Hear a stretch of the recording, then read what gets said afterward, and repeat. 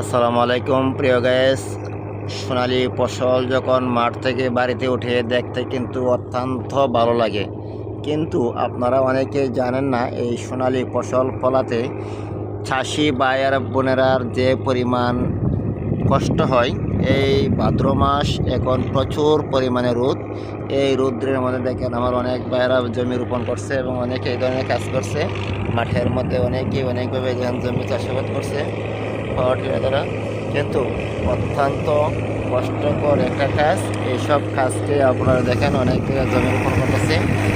এখন কিন্তু প্রায় 12টা বাজে, ভাদ্র মাস কিন্তু প্রচণ্ড রোদ। এই রৌদ্রের মধ্যে দেখেন কাজ করতেছে, একজনে পাওয়ার টিলার দেওয়া জমি চাষাবাদ করতেছে। যে দেশের কৃষিকে ভালোবাসুন, কৃষককে ভালোবাসুন এবং বিভিন্ন ধরনের কার্যক্রমে কৃষকদেরকে সহযোগিতা করুন। ধন্যবাদ সকল শ্রেণীর মানুষকে।